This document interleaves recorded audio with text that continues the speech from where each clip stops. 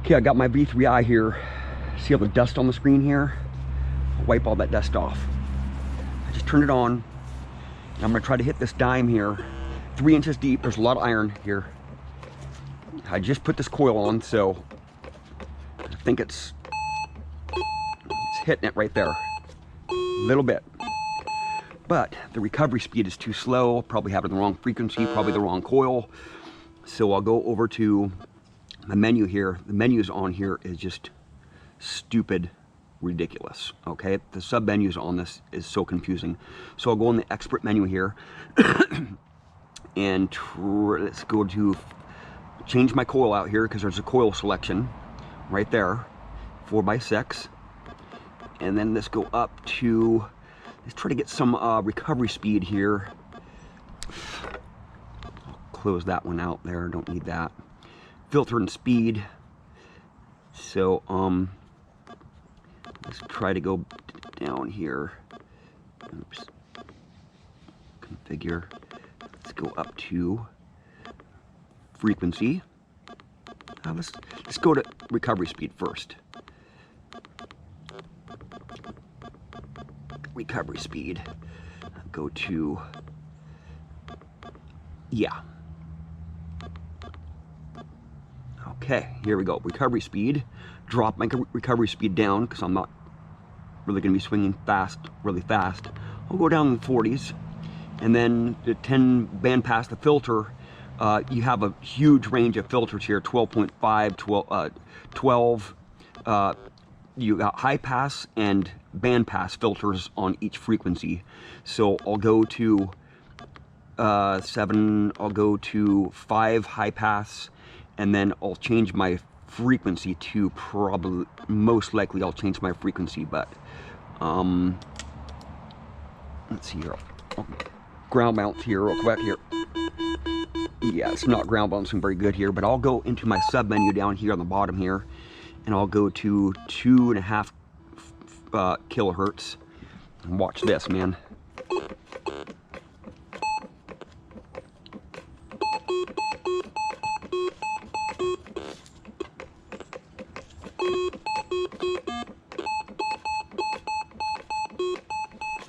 I can change my filter again here. I'll go change my filter and go to expert menu down here. Go to my filter and change my filter. I'll go to bandpass 5.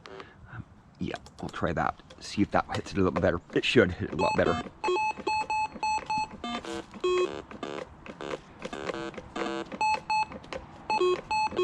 And my other detectors were struggling big time on this right here. The V3i is a really good machine, man, but it takes years to learn this machine, man. I spent hundreds and hundreds and hundreds of hours watching videos, reading the manual, dialing it in, and it's just so, there's so many menus on this machine, man. It's just so confusing.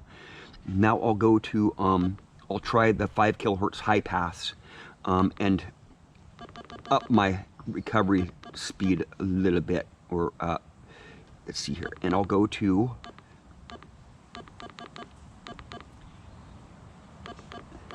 okay, that should hit a lot better here.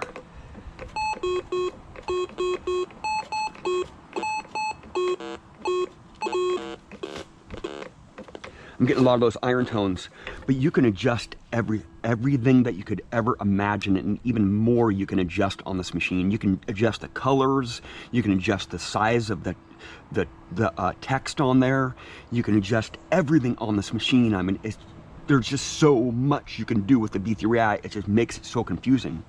And when you first get to a site, you have to adjust this stuff, man. You have to adjust this stuff. You have to adjust the coil, you have to adjust the frequency band pass. I can even adjust the transmit and receiving power on this machine that has multiple sensitivities for it. I'll go to down here is my quick menu here, but I'll go to sensitivity here, and look, the discrimination has, that's the discrimination right there, so I can drop it down a little bit. And then you can adjust the power of your pinpoint button. So when you're pinpointing in your next offenses, you can drop that power on your pinpoint button down so you're not hitting that fence, right? Now I'll go in that menu again here and receive gain right here. I can drop that down a little bit here and it might hit it just a little bit better.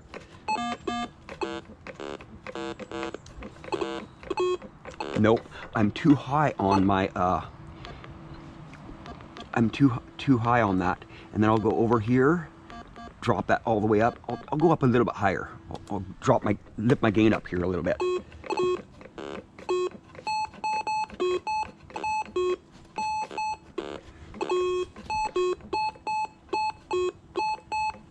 I have my recovery speed up too high.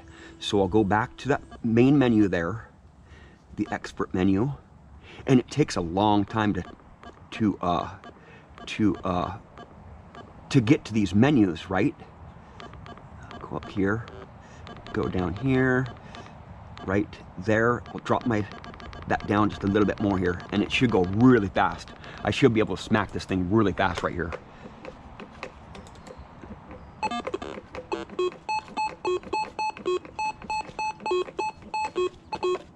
Get through that.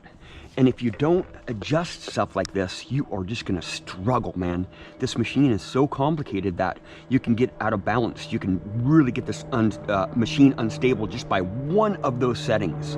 And there's so many settings to learn on this machine. And I've probably used more batteries in this thing, dialing it in, than actually swinging this machine, man. I'm telling you, it was such a complicated machine when it first came out, and it's still a really good machine. I really still like the V3i, but I spend so much time pushing buttons to get this thing to set up. You know, sometimes it can take 10 minutes to set this thing up. If I put a different coil on it, I have to change everything. All that stuff has to change.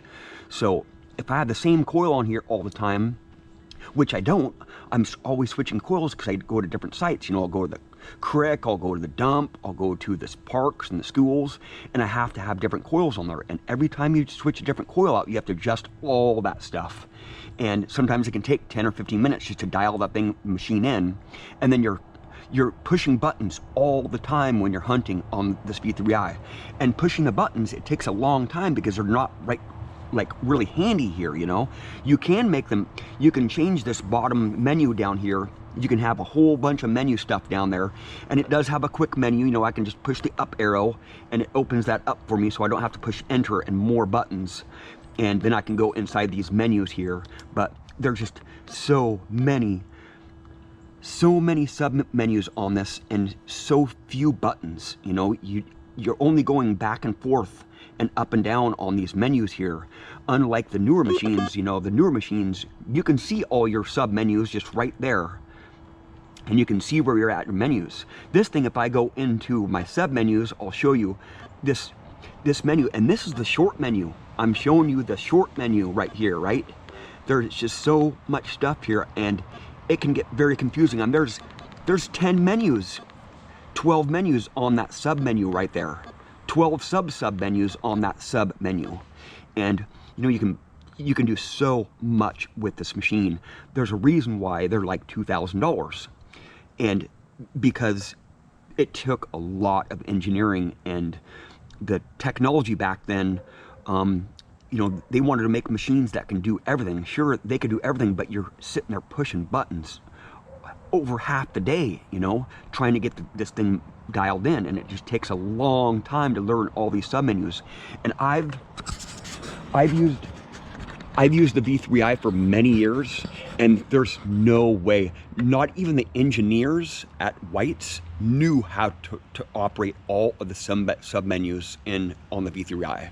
I don't think there's anybody out there who knows a V3i completely all the way through. It's just that complicated of a machine. I'm sure there are some people, but those people are harder to find nowadays because these newer machines are just so easy to use. This machine is very, very high tech, and I can get it to perform better actually than my newer machines.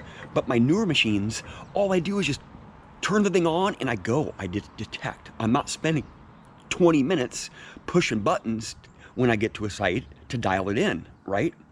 And this machine, the batteries only last just a few hours, you know. I can get maybe 8 hours on a set of batteries.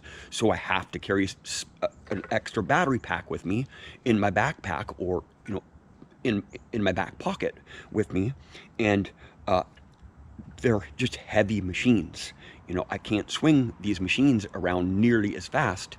Sure, this thing can actually have as fast as recovery speed as a simplex, but I can't swing it that fast because it's such a heavy machine, right? This machine weighs twice as much as the simplex, or, you know, with the Amphibio, you know, it's not twice as heavy as the Amphibio, but, you know, I still like using this machine. Just, I like testing it.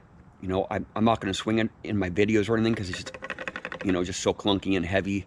And I just spend so much time dialing it in, and I can get a lot more stuff out of the ground with the newer machines because I'm not sitting there pushing buttons. I'm detecting and I'm extracting targets out of the ground. I'm not sitting there for, you know, a quarter of my time that I'm detecting pushing buttons. And that's just how much is advanced. Machines in the future will just learn from what buttons you're pushing on them.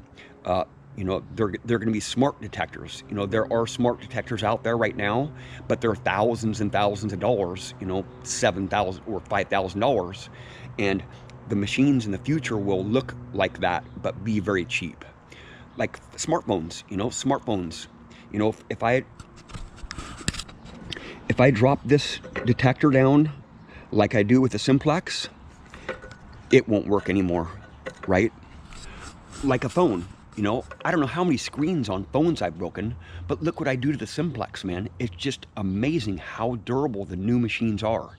You know, my old V3i was pretty beat up. I actually had a V3. It was stolen out of my truck. But that V3 was beat up. You know, I used it for a long time. And this V3i, I probably have, I don't know, probably 400 or 500 hours on it. I really don't use it too much because it rains so much in Oregon here, and I just don't want to get it wet. You know, waterproof machines are waterproof machines. They're durable and they can go underwater. Weatherproof machines are not waterproof, right? And in these downpours that I have in Oregon here, when it rains like pretty much for like 8 months out of the year, I cannot use a machine that's not waterproof during those downpours because I've seen it happen. Jim was using I think it was Racer 2, and we were out detecting, and it just downpoured for like an hour straight, and his Racer 2 got some water inside the screen there, and it just shut off, and it started. He actually turned the machine off and it was still on. He turned the machine off and it was still going. So we had to take the batteries out. He put it in rice, and his machine survived it. But weatherproof machines are meant for just like a little bit of rain or something, not downpours like we get here in Oregon. Well, there's my V3i in my test garden. It performed very well. And my other machines were struggling with that, but I had to spend that much time, and I can still even dial it in a little bit more here to get it to hit that harder. And I can put a different coil on, like my concentric coil. I might be able to dial it in that way too. Well, this is Paystreak Superfreak Prospector Jeremy. Thank you for watching, and please subscribe.